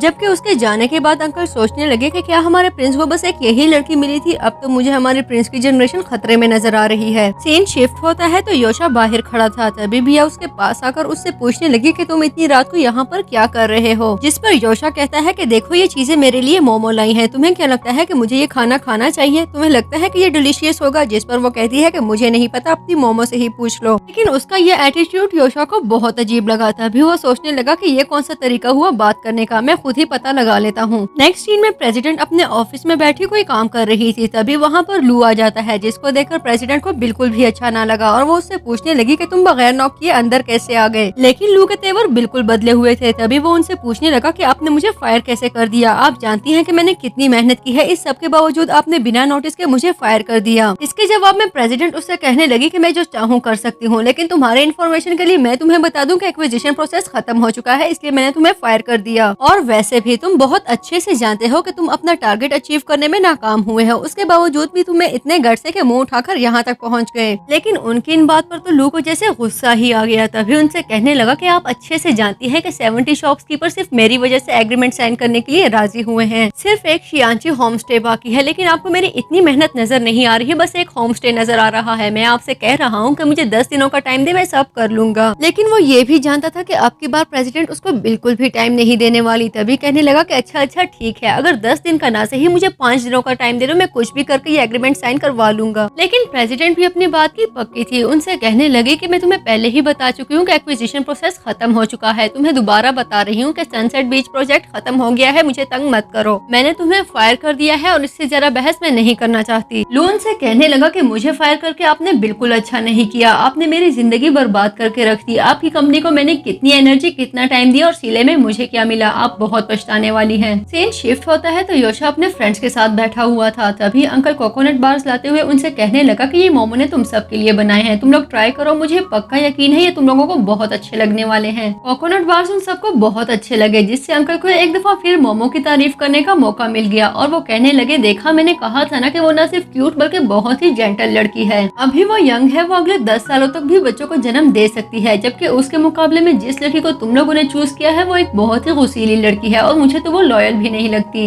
लेकिन इसके ऑपोजिट जिस लड़की को तुम लोगों ने चूज किया है वो एक बहुत ही गुस्सीली लड़की है और सिर्फ इतना ही होता तो मैं बर्दाश्त कर लेता, लेकिन उसकी एज भी बहुत ज्यादा है, मुझे नहीं लगता कि वो बच्चों को जन्म दे पाएगी, जबकि हमारे प्रिंस की जनरेशन को आगे बढ़ने की बहुत ज्यादा जरूरत है। मैं तो कहता हूँ कि उसको भूल ही जाओ। जिस पर योशा को गुस्सा आ जाता है और वो कहने लगा कि मैं एक दफा फिर क्लियर कर देता हूँ कि मैं उससे प्यार नहीं करता, बस मुझे अपना पर्ल वापस चाहिए। योशा की इस बात से तो जैसे अंकल को हौसला ही मिल गया। तभी वो कहने लगे कि ठीक है, अगर तुम उस लड़की को पसंद नहीं करते लेकिन तुम्हें मोमो भी अच्छी नहीं लगती तो फिर मैं तुम्हें मोमो की तरह किसी और लड़की से मिलवा देता हूँ। जिस पर वो कहता है कि आपको खुद को थकाने की कोई जरूरत नहीं है, भले कुछ भी हो जाए और आप किसी को भी ले, मैं जिंदगी सिर्फ बिया के साथ ही गुजारूंगा। अगले सीन में बिया अपने होटल के बैनर पर लगे हुए कोड को स्कैन कर रही थी कि तभी उसकी टक्कर प्रेसिडेंट से हो जाती है, जिसकी वजह से उसका पर्ल चमक गया, लेकिन वो उसकी यूज करके वहाँ से चली गई। जबकि उसके जाने के बाद प्रेसिडेंट सोचने लगी कि इसका पर्ल अभी तक ब्लू है, क्या ये अभी तक योशा से प्यार नहीं करती। दूसरी तरफ घर पहुँचने के बाद बिया सबको ये गुड न्यूज देती है कि उसने कम्युनिटी के बेस्ट होम स्टे कॉम्पिटिशन में पार्टिसिपेट किया है, जिसको जीतने के लिए इनको बहुत ज्यादा मेहनत करनी होगी। जिस पर वो सब कहते हैं कि प्लीज इन सबको छोड़ दो, बिला वजह खुद को थकाने की क्या जरूरत है। जिस पर बिया उनसे कहती है कि एक्चुअली इसकी प्राइस 1 मिलियन युआन है, जिसमें से तुम सबको भी शेयर दिया जाएगा। और ये सुनते ही उनकी एनर्जी एकदम से बढ़ गई।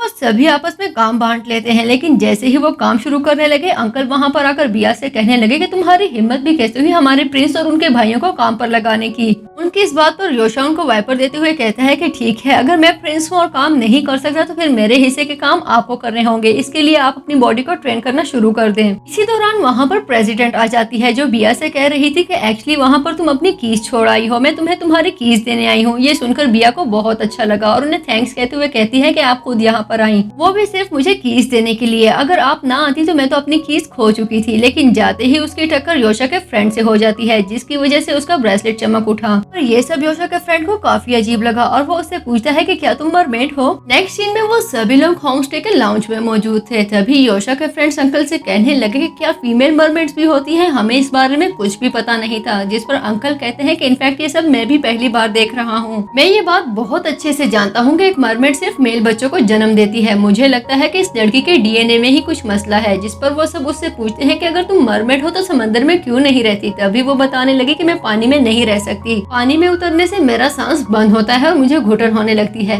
वो लोग उसको पानी ऑफर करते हैं जो वो थैंक्स के साथ एक्सेप्ट कर लेती है। तभी योशा के फ्रेंड्स उससे कहने लगे कि ठीक है, अगर तुम पानी में नहीं रह सकती तो तुम हमारे साथ इस होम स्टे में रहोगी। इस पर बिया सोचने लगी कि इन्हें देखो जरा, इन्होंने तो इस होम स्टे को अपना घर ही समझ लिया है। तभी वो उससे पूछने लगे कि क्या तुम्हें इसके यहाँ पर रहने से कोई इशू तो नहीं, जिस पर बिया कहती है कि ऑफ कोर्स मुझे इशू है। योशा के फ्रेंड्स बिया से कहने लगे कि देखो प्लीज इसकी हालत पे तरस खा लो, इसको यहाँ पर रहने दो, कितनी गरीब मरमेड है, जितनी ये अमीर इंसान है उतनी ही ये गरीब मरमेड है, तुम्हें बहुत सवाब मिलेगा। लेकिन वो तो जैसे मानने को तैयार ही ना थी। तभी वो कहने लगे कि अगर तुमने इसको यहाँ पर रहने की इजाजत दे दी तो हम कंपटीशन को जीतने में तुम्हारी बहुत ज्यादा हेल्प करने वाले हैं। लेकिन ये बात भी बिया को कन्विंस ना कर सकी। तभी योशा कहने लगा कि अगर तुम इस लड़के को यहाँ पर रहने की परमिशन देती हो तो मैं इसकी रूम की डबल पेमेंट करूंगा। जिस पर बिया जैसे कुछ कन्विंस होने लगी, लेकिन कुछ सोचते हुए उससे कहने लगी कि अगर तुम इस लड़की को यहाँ पर रखना चाहते हो तो इसके लिए तुम्हें इसके रूम की ट्रिपल पेमेंट करना होगी। जिसके लिए योशा रेडी हो गया तो वो सब खुशी से चीखने लगे। जिस पर बिया सोचती है कि लगता है मैं अपने पिछले जन्म में कोई फिशरमैन थी जो इतनी सारी मछलियाँ पकड़ के अपने घर में ले आई हूँ। अगले सीन में योशा अकेला था। तभी मोमो उसके पास आते हुए उसे कहने लगी कि देखो मैंने तुम्हारे लिए कितनी ढेर सारी शॉपिंग की है, मैं तुम्हारे लिए बहुत अच्छी अच्छी शर्ट्स लाई हूँ, मुझे लगता है कि तुम्हें इन्हें जरूर ट्राई करना चाहिए। लेकिन योशा अपने डर के मारे उसे दूर दूर भाग रहा था और उसे कह रहा था कि लड़की मुझसे दूर रहो, मेरे करीब आने की तुम्हें कोई जरूरत नहीं। लेकिन मोमो भी कहाँ पीछे हटने वाली थी,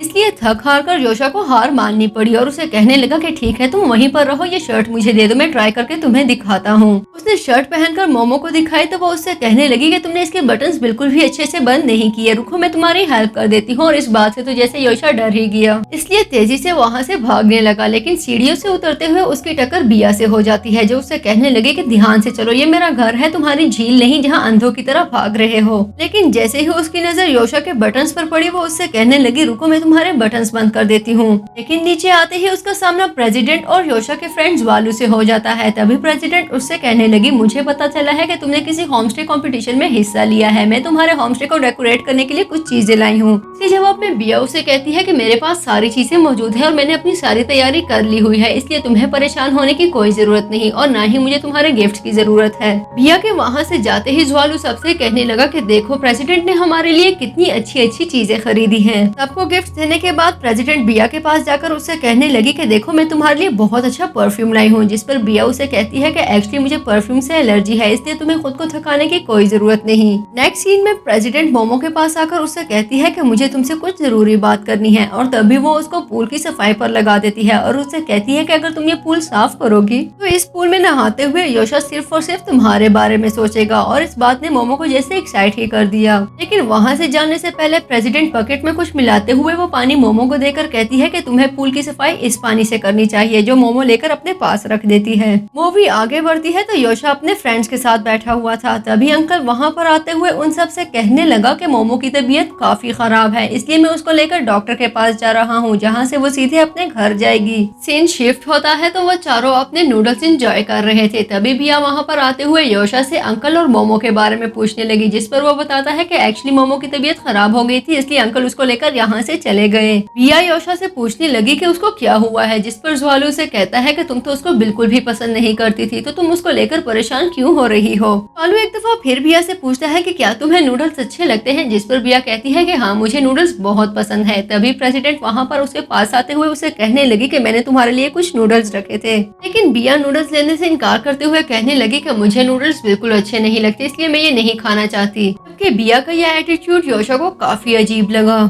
ये वो बिया के पास आकर उससे कहने लगा कि अगर तुम्हें प्रेसिडेंट का यहाँ रहना अच्छा नहीं लगता तो मुझे बता दो। जिस पर वो कहने लगी कि ऐसा कुछ भी नहीं है, तुम उस लड़की को नहीं जानते, उसने मुझसे मेरा होमस्टे छीनने की कोशिश की है, सिर्फ मेरे इनकार की वजह से उसके पूरे का पूरा प्रोजेक्ट खराब हो गया। तभी वहाँ पर ज्वालू आकर उससे कहने लगा कि तुम कुछ ज्यादा ही सोचती हो, मुझे तो तुम ही कुछ इनसिक्योर लगती हो। लेकिन उसकी ये बात बिया को बिल्कुल भी अच्छी नहीं लगी। तभी अचानक से योशा की तबीयत खराब हो जाती है तो उसने योशा को पानी तक पहुँचा दिया, जहाँ पर वो प्रेसिडेंट को बताते हैं कि एक्चुअली उसका पर्ल खो चुका है। योशा का फ्रेंड प्रेसिडेंट को बताता है कि इसका पर्ल बिया के पास है। तभी उसका एक फ्रेंड उसको आंखें दिखाने लगा, लेकिन वो कहता है कि ये अब हमारे घर का ही हिस्सा है, इससे छुपाने का कोई फायदा नहीं। प्रेसिडेंट उनसे कहने लगी कि हो सकता है मेरे पास कोई सोल्यूशन हो। तभी ज्वालू उससे कहने लगा कि ये केस इंसाइक्लोपीडिया में है ही नहीं, तो तुम्हारे पास सोल्यूशन कहाँ से आया। ज्वालू बिया से योशा का ख्याल रखने के लिए कहता है और वहाँ से चला गया तो प्रेसिडेंट भी उसके पीछे ही चल पड़ी। उनके जाने के बाद योशा का दूसरा फ्रेंड कहता है कि ये सब हमारी वजह से हुआ हुआ। अगर हम थ्रोन की रिस्पॉन्सिबिलिटी इससे ले लेते तो आज इसकी जान खतरे में ना होती। मुझे लगता है कि हमें इस बारे में सोचना होगा। तभी वो कुछ पानी में मिलाने लगा तो उसका फ्रेंड उससे पूछता है कि ये तुम क्या कर रहे हो, जिस पर वो कहता है कि मैं इस पानी में नमक मिला रहा हूँ। हम लोग समंदर में रहते हैं जिसका पानी खारा होता है, इसलिए मैं इसमें नमक मिला रहा हूँ कि ये पानी भी खारा हो जाए। तभी उसका फ्रेंड उसे बताता है कि क्या तुम्हारा दिमाग खराब है, ये पहले ही समंदर का पानी है। जिस पर वो अपनी अकल को खोसने लगा। लेकिन अचानक से योशा की आंख खुलती है और वो कहने लगा कि मुझे बहुत ज्यादा प्यास लग रही है, इस पानी में नमक बहुत ज्यादा है। और ये सुनते ही उसके सभी फ्रेंड्स वहाँ से भाग गए। जबकि बिया उससे कहने लगी कि अगर तुम्हारी तबीयत जरा संभल चुकी है तो प्लीज इस पानी में से बाहर निकल आओ, इसमें नमक बहुत ज्यादा है, वो तुम्हारे लिए बस पानी लाते ही होंगे। जबकि दूसरी तरफ प्रेसिडेंट ज्वालू के पास आकर उसे पेजेस देते हुए कहती है कि तुम इन्हें देख लो, हो सकता है यही तुम्हारे इंसाइक्लोपीडिया के मिसिंग पेजेस हों। एक्चुअली ये मुझे मेरे डैड ने दिए थे, ये उनकी आखिरी निशानी है, लेकिन मुझे लगता है कि अब तुम्हें इसकी मुझसे ज्यादा जरूरत है। ज्वालू से कहता है कि एक्चुअली मेरे इंसाइक्लोपीडिया में 3 पेजेस मिसिंग है, जबकि ये 2 पेजेस है। मैं अभी देखता हूँ कि क्या मसला चल रहा है। लेकिन पेजेस देखते ही वो कहने लगा कि वो एक किस के जरिए भी पर्ल को रिट्रीव कर सकते हैं, इन्हें बस सिर्फ एक किस करना होगी। वो सीधे योशा और बिया के पास पहुँचते हुए उससे कहने लगा कि मैंने पर्ल को वापस हासिल करने के लिए तरीका ढूंढ लिया है, अब तुम लोग आसानी से पर्ल को वापस हासिल कर सकते हो। और वो योशा से कहने लगा कि इसके लिए तुम्हें किसी से प्यार करना होगा, जब तुम्हारा पर्ल रेड हो जाएगा तो वो तुम्हें वापस मिल जाएगा। लेकिन योशा इस सबसे डर गया और उससे कहने लगा कि मैं ऐसा कुछ नहीं करने वाला, ना ही मैं किसी से प्यार करता हूँ और ना ही मैं किसी से प्यार करने वाला हूँ, क्योंकि मुझे अपनी जिंदगी खतरे में बिल्कुल नहीं डालनी। लेकिन उसका फ्रेंड उसे समझाने लगा कि देखो, बात की नजाकत को समझने की कोशिश करो, तुम्हारी जिंदगी खतरे में है और तुम्हें किसी भी तरह ये पर्ल वापस चाहिए। ज्वालू से कहने लगा कि ठीक है, अगर ऐसा ही है तो बिया को खुद को प्यार करने दो, तुम भले उससे प्यार मत करो, इस तरह तुम धुआं भी नहीं बनोगे, तुम लोगों को वो पर्ल बहरहाल वापस लेना ही होगा। तभी बिया उससे कहने लगी कि क्या तुम लोग मुझसे पूछना पसंद करोगे, मैं ना ही तो किसी से प्यार करती हूँ और ना किसी से प्यार करने वाली हूँ। योशा उनसे कहने लगा कि क्या तुम लोगों ने ये सब सुन लिया है, बिया मुझसे प्यार नहीं करती और ना ही मैं इन सब चक्रों में पड़ना चाहता हूँ, इसलिए इस टॉपिक को इसी टाइम बंद कर दो। ज्वालू से समझाने लगा कि देखो, अगर तुमने ये सब करने से इनकार कर दिया तो तुम सूखते सूखते एक दिन धुआं बनकर हवा में उड़ जाओगे, उससे अच्छा है कि तुम आराम से इस लड़की से प्यार कर लो। जिस पर योशा कहता है कि ठीक है, मैं इस बारे में सोचूंगा। तभी बिया उसे कहने लगी कि देखो जरा अपने नखरे, क्या तुम्हें मेरे साथ प्यार करने से अच्छा लगता है कि तुम हवा में ही उड़ जाओ। जिस पर योशा उससे कहने लगा कि तुमने जब लू के साथ ब्रेकअप किया था तो तुम बहुत सख्ती से बात कर रही थी, मुझे तुम्हारे उस एटीट्यूड से डर लगने लगा। जिस पर वो कहती है कि वो मुझसे मेरा घर छीनना चाहता था, लेकिन अब जब बात खुल ही गई है तो मैं प्रेसिडेंट से पूछती हूँ कि क्या तुम अभी मेरा होम स्टे हासिल करना चाहती हो। जिस पर वो कहने लगी कि नहीं, ऐसा कुछ भी नहीं है, तुम्हारा घर मुझे इसलिए पसंद था क्योंकि ये बीच किनारे है और मैं अपनी जिंदगी मरमेड्स के करीब गुजारना चाहती थी, लेकिन अब जब मुझे मेरी स्पीशीज घर में ही मिल गए हैं तो मुझे इसको खरीदने की कोई जरूरत नहीं। बिया उससे पूछने लगी कि क्या तुम सच कह रही हो। जिस पर सभी लोग उसकी साइड लेते हुए कहने लगे कि हम मरमेड्स कभी भी झूठ नहीं बोलते। तभी बिया कहने लगी कि तुम लोग बस एक दूसरे की साइड लेते रहा करो, मैं जा रही हूँ सोने, मैं तुम लोगों से मजीद बहस नहीं कर सकती। जिसके जाने के बाद योशा के फ्रेंड्स उससे कहने लगे कि तुम भी कुछ थके थके लग रहे हो, हमें लगता है कि तुम्हें सोने के लिए जाना चाहिए, और उसको जबरदस्ती बिया के रूम में पहुंचा देते हैं। योशा के लाख रेजिस्टेंस के बावजूद भी उसके फ्रेंड्स ने उसको बिया के रूम में पहुंचा दिया। तभी प्रेसिडेंट कहने लगी कि थोड़ी देर बाद पूरे घर की बिजली भी बंद कर देना। ज्वालू के पूछने पर वो बताने लगी कि जब अंधेरा होगा तो मजबूरन इन दोनों को एक दूसरे के साथ बैठना होगा, क्योंकि वो दोनों डर चुके होंगे। योशा के फ्रेंड्स उसको सजेशन देते हैं कि मछली होने की वजह से हम सबको बिल्लियों से बहुत ज्यादा डर लगता है, मुझे लगता है कि हमें इनके रूम में एक बिल्ली भी छोड़ देनी चाहिए। तुम देखना, बिया के पास जाने के अलावा फिर योशा के पास कोई रास्ता नहीं होगा। कुछ ही देर बाद प्रेसिडेंट अपने घर जाने लगी, तभी उसका मैनेजर उसको कॉल करके बताता है कि हमने लू को आपके घर के आगे पीछे मंडलाते हुए देखा है। जिस पर वो कहती है कि उसको मेरा खेल खराब करने की इजाजत बिल्कुल भी मत देना, उसको मॉनिटर करो और उस पर नजर रखो। तभी प्रेसिडेंट को फील होता है कि कोई उसका पीछा कर रहा है, लेकिन जल्द ही उसको एहसास हो गया कि वो कोई और नहीं बल्कि ज्वालू है। वो ज्वालू से पूछने लगी कि तुम मेरे पीछे क्यों आ रहे हो। जिस पर ज्वालू कहने लगा कि तुम्हारा इतनी रात को अकेले जाना मुझे ठीक नहीं लग रहा था। जिस पर प्रेसिडेंट उसे कहती है कि एक्चुअली मेरा कॉफी पीने का बहुत मन कर रहा था, क्या तुम मेरे साथ चलोगे। और वो दोनों कॉफी पीने के लिए चले गए। जबकि दूसरी तरफ लाइट जाने की वजह से योशा बहुत ज्यादा डर चुका था। बिया उसको खुद को कंट्रोल करने के लिए कहती है, लेकिन कुछ ही देर में वो एक कैंडल जलाती है जिससे योशा थोड़ा रिलैक्स होता है। लेकिन वो फ्रेंड्स ही क्या जो उसे रिलैक्स होने दे। कुछ ही देर में उसके फ्रेंड्स ने रूम में एक बिल्ली छोड़ दी। बिल्ली को देखते ही योशा बिया की भी चीखें निकल गई और वो कहने लगी कि पहले मुझे बिल्लियां बहुत पसंद थी, लेकिन अब तो मेरी टांगे ही कांप रही है बिल्ली को देखकर, मुझे समझ नहीं आ रही कि ये सब क्या हो रहा है। जिस पर योशा उससे कहने लगा कि एक्चुअली तुम्हारे अंदर फल मौजूद है जिसकी वजह से तुम्हें डर लग रहा है, लेकिन मुझे बिल्ली से बहुत डर लगता है। ये सुनते ही बिया उससे कहने लगी, मुझे लगता है कि आहिस्ता आहिस्ता मैं भी मछली ही बनती जा रही हूँ। बिया योशा से कहने लगी, इससे पहले के डर के मारे मेरी जान चली जाए, प्लीज अपने फ्रेंड से कहो ये सब बंद कर दे, उनसे कह दो कि हम एक दूसरे को डेट करने के लिए तैयार हैं। तभी योशा अपने फ्रेंड से कहने लगा कि हम रेडी हैं, हम एक दूसरे से प्यार भी करेंगे और एक दूसरे को डेट भी करेंगे, खुदा का वास्ता है अब दरवाजा खोल दो। नेक्स्ट सीन में प्रेसिडेंट अपने घर में मौजूद थी, जहाँ पर वो मरमेड्स की डीएनए रिपोर्ट देख रही थी, जिसके मुताबिक मरमेड सिर्फ एक फीमेल मरमेड को जन्म देती है जो उसकी जनरेशन को आगे चला सके। मरमेड्स की हिस्ट्री 5000 साल पुरानी है, लेकिन फीमेल मरमेड्स का लाइफ स्पैन सिर्फ 25 साल का होता है, क्योंकि उनके पास सीपर्ल नहीं होता।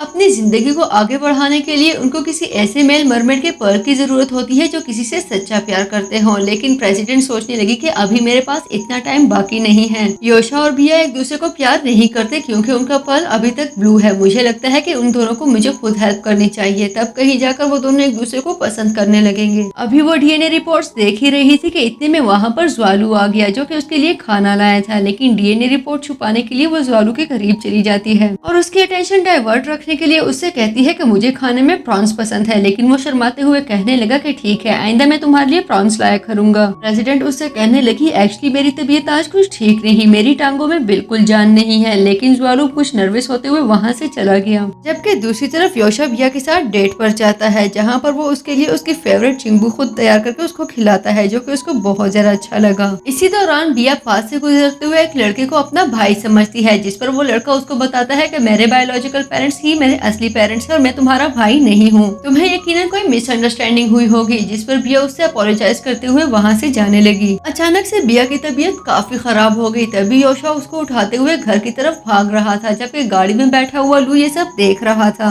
तो कहने लगा कि देखो जरा, ये दोनों एक दूसरे को डेट कर रहे हैं और मुझे किस तरह से साइड पे कर दिया। बिया की तबीयत अचानक खराब होने पर योशा काफी परेशान हो चुका था। तभी प्रेसिडेंट उसको चेक करने के बाद बताने लगी कि इसकी बॉडी अब पर्ल को बर्दाश्त नहीं कर सकती, हमें जल्द अज जल्द उस पर्ल को बाहर निकालना होगा। फिलहाल तुम ऐसा करो कि तुम इसको पानी में बिठाओ, हो सकता है कि इसकी तबीयत ठीक हो जाए। जिस पर योशा ने बिया को पूल में बिठाया और खुद भी उसके पास बैठ गया, जबकि दोनों ही नहीं जानते थे कि लून का पीछा करते हुए होमस्टे के अंदर तक पहुंच चुका है। पानी में बैठने की वजह से योशा की टेल वापस आ चुकी थी, जो कि लू के लिए बिल्कुल अनएक्सपेक्टेड था और वो सदमे से जैसे नीचे ही गिर गया। नेक्स्ट सीन में प्रेसिडेंट योशा के फ्रेंड्स को अंकल के पास भेजती है ताकि उनसे पूछा जा सके कि इस पर्ल को रेड कैसे किया जाता है, क्योंकि पर्ल को रिट्रीव करने के लिए इसका रेड होना जरूरी था। ज्वालू के अलावा दोनों फ्रेंड्स अंकल के पास चले गए, जबकि ज्वालू के ड्रिंक में प्रेसिडेंट मेडिसिन मिला देती है, जिसकी वजह से उसको गहरी नींद आ गई। प्रेसिडेंट सोते हुए ज्वालू को प्यार करते हुए कहने लगी कि जब तुम्हारी आंख खुलेगी तो तुम मुझसे नफरत करोगे, क्योंकि तब तक तुम्हें आइडिया हो चुका होगा कि मैंने तुम्हारे साथ क्या क्या किया है। और तभी वो कुछ आदमियों के जरिए योशा और बिया को किडनैप करवाती है, लेकिन नहीं जानती थी कि बाहर खड़ी गाड़ी में बैठा लू ये सब कुछ देख रहा था। इसके बाद लू भी अपने लोगों को उनका पीछा करने के लिए कहता है।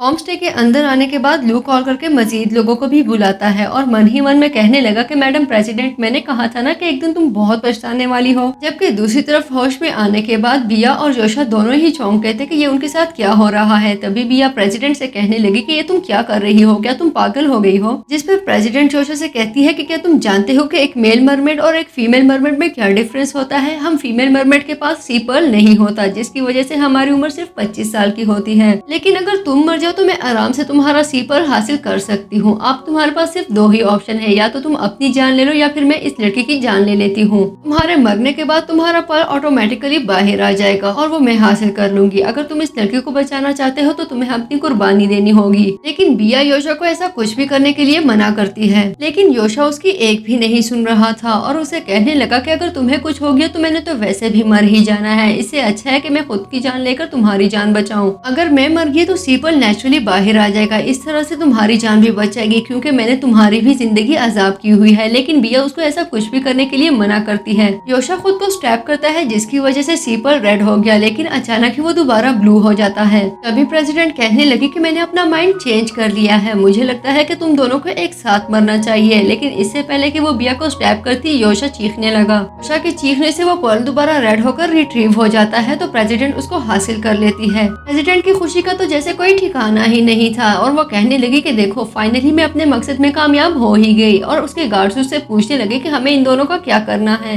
जिसके जवाब में वो कहती है कि इन दोनों को जाने दो, अब मुझे इन दोनों से कोई लेना देना नहीं। लेकिन इससे पहले कि कोई वहाँ से जाता, वहाँ पर लू आ जाता है और उनसे कहने लगा कि कोई भी अपनी जगह से नहीं हिलेगा। लू के साथ साथ वहाँ पर ज्वालू भी आ चुका था। तभी लू के गार्ड सबको कंट्रोल करते हैं, तो लू उसके हाथों से पर्ल वापस लेने के बाद उससे कहने लगा, इसका मतलब है कि सारे प्रोजेक्ट्स के बहाने थे, तुम्हारा असल टारगेट तो इस पर्ल को हासिल करना था। जिस पर वो कहने लगी कि ये सब तुम क्या कह रहे हो, मुझे तुम्हारी कोई बात समझ नहीं आ रही। तभी लू कहने लगा कि झूठ बोलना बंद करो, पहले तुम्हें मेरी हेल्प चाहिए थी और मेरी हेल्प के लिए तुम किसी भी हद तक जाने के लिए तैयार थी, लेकिन जैसे ही तुम्हारा सामना इन लड़कों से हुआ तुमने अपने सारे प्लान को चेंज कर लिया। इस पर्ल को हासिल करने के लिए तुमने क्या क्या नहीं किया, लेकिन किस्मत का होना देखो, ये पर्ल आज मेरे पास है। तभी ज्वालू प्रेसिडेंट से पूछता है कि क्या ये सच कह रहा है। लू उसको बताने लगा कि मैंने काफी टाइम से तुम सब पर नजर रखी हुई थी और मैं ये भी जानता हूँ कि तुम सब में से कोई इंसान नहीं। तभी वो योशा को मारने के लिए आगे बढ़ा तो बिया उसको रोकती है, जिससे उसका गुस्सा मजीद बढ़ गया और वो बिया से कहने लगा कि देखो जरा अपनी बेवकूफी, एक मछली के लिए तुमने पूरे का पूरा इंसान ही छोड़ दिया। इसके साथ ही वो अपने गार्ड्स को उन सबको अपने साथ लेकर चलने के लिए कहता है। उन सबको लेकर लू समंदर पर पहुंच चुका था और वो योशा को पानी में गिराने लगता है, जिस पर बिया उसे ऐसा करने के लिए मना करती है। तभी लू से कहने लगा कि क्या तुम्हारे लिए ये लड़का ज्यादा इम्पोर्टेंट है या तुम्हारा होम स्टे? अगर तो तुम इस लड़के को सच्चा प्यार करती हो तो फिर इस एग्रीमेंट को साइन करो, वरना मैं इसकी जिंदगी खत्म करने वाला हूँ। योशा उसको ऐसा करने से मना करता है, लेकिन बिया साइन कर देती है। साइन करने के बाद बिया लू से कहने लगी कि जैसा जैसा तुमने कहा था मैंने सब कर दिया है, अब प्लीज उसको जाने दो। जिस पर लू को गुस्सा आ जाता है और कहने लगा कि देखो इसके लिए तुम कुछ भी करने के लिए तैयार हो, लेकिन जब मुझे तुम्हारे होम स्टे की जरूरत थी तब होम स्टे तुम्हारे लिए जिंदगी और मौत का मसला बन चुका था। मैं इसको बिल्कुल भी नहीं छोड़ने वाला। और वो योशा को पानी में फेंक देता है। इसके बाद लू बिया के पास आकर उससे कहने लगा कि तुम तो योशा से प्यार करती थी ना, तो जाओ उसकी जिंदगी बचाओ। तभी बिया पानी में छलांग लगा देती है। वहाँ पर मौजूद सभी लोग लू को उसको बचाने के लिए कहते हैं। तभी लू के गार्ड्स आकर उससे कहने लगे कि आपको उस लड़की को पानी में नहीं जाने देना चाहिए था, हमने जो किया पैसों के लिए किया, हम किसी की जान नहीं लेना चाहते थे। तभी लू कहने लगा कि उसने पानी में छलांग खुद लगाई है, इसका मुझसे कोई ताल्लुक नहीं है। उसके गार्ड्स उसको छोड़कर वहाँ से चले गए और जाने से पहले उससे कहते हैं कि अगर इसमें किसी की जान लेना मकसद है तो हम इन्वॉल्व नहीं होना चाहते। गार्ड्स के जाने के बाद लू अपने बॉस को कॉल करके कहता है कि मैंने शियांची होम स्टे का एग्रीमेंट हासिल कर लिया है, जिस पर उसका बॉस उसके कहता है कि मुझे इस एग्रीमेंट में कोई इंटरेस्ट नहीं है। और ये बात सुनकर लू को बहुत ज्यादा गुस्सा आ गया। तभी वो चिल्लाने लगा कि आप ऐसा कैसे कर सकते हैं, ये सब हासिल करने के लिए मुझे कितनी मेहनत करनी पड़ी, कि आपको आइडिया भी है, तुम सबने मिलकर मुझे बर्बाद करके रख दिया। जबकि दूसरी तरफ प्रेसिडेंट और ज्वालू खुद को खोलने में किसी हद तक कामयाब हो चुके थे, लेकिन लू उनकी तरफ आने लगा। उनके पास आते हुए प्रेसिडेंट से कहने लगा कि जो कुछ हुआ इसकी रिस्पॉन्सिबल तुम हो, तुमने मुझे सड़क पर छोड़ के रख दिया है, मैंने तुम्हारे लिए कितना कुछ नहीं किया और देखो तुमने मुझे क्या सिला दिया। मुझे बिल्कुल भी आइडिया नहीं था कि तुम इतनी खुदगर्ज हो सकती हो। जिस पर प्रेसिडेंट उससे कहने लगी कि मेरे लिए तुम्हारी कोई अहमियत नहीं, तुम सिर्फ मेरे पाले हुए कुत्ते हो।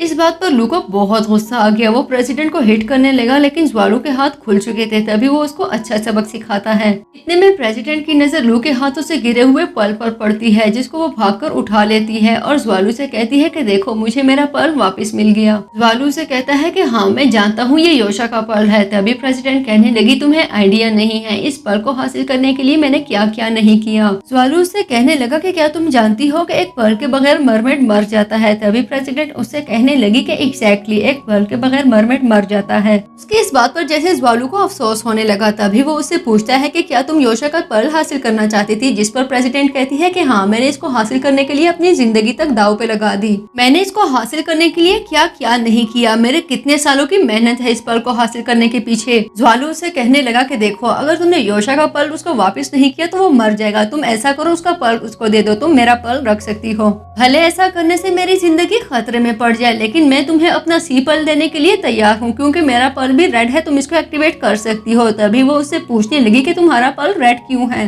ज्वालू उसको कोई जवाब देता इससे पहले ही लू एक दफा फिर नाइफ उठाकर उन दोनों की तरफ बढ़ता है, लेकिन प्रेसिडेंट उसको देख चुकी थी। तभी वो ज्वालू को बचाने के लिए आगे बढ़ती है। ज्वालू को बचाने के चक्कर में प्रेसिडेंट पूरी तरह से जख्मी हो चुकी थी। तभी वो उसे कहती है कि देखो मेरा पर्ल मेरे किसी काम नहीं आया। इस दौरान बिया और योशा भी पानी से वापस आ चुके थे। बिया योशा को बचाने में कामयाब हो चुकी थी। तभी प्रेसिडेंट योशा से कहने लगी कि तुम अपना पर्ल वापस ले लो। ज्वालू प्रेसिडेंट को फोर्स करता है कि वो उसका पर्ल ले ले, लेकिन प्रेसिडेंट ऐसा करने से मना कर देती है और उससे कहने लगी कि अगर लू मुझे आज जख्मी ना भी करता तो भी मैंने मर ही जाना था, क्योंकि मेरे 25 साल आज पूरे हो गए हैं। लू उस बात के लिए उसको बहुत ज्यादा इंसिस्ट करता है कि वो उसका पर्ल रख ले, लेकिन प्रेसिडेंट ऐसा करने से इनकार कर देती है और उससे कहती है कि शायद मेरी इतनी ही जिंदगी लिखी थी, इतने में ज्वालू के बाकी दोनों दोस्त भी अंकल हे के साथ वहाँ पहुँच चुके थे। तभी वो लू को पकड़ के नीचे गिराते हैं। प्रेसिडेंट ज्वालू को रोने से मना करती है और उसे कहती है कि तुम्हारा सीपल रेड क्यों है, क्या तुम मुझसे प्यार करते हो? जिस पर प्रेसिडेंट कहता है कि हाँ, मैं तुमसे बहुत ज्यादा प्यार करता हूँ, मैं तुमसे रिक्वेस्ट करता हूँ कि प्लीज मेरा सीपल ले लो। जिस पर वो कहती है कि नहीं, मैं ऐसा नहीं कर सकती, अगर मैं पर्ल ले लूँ तो तुम्हारा क्या होगा? मैं चाहती हूँ कि तुम सब पहले की तरह हंसी खुशी अपनी लाइफ एंजॉय करो।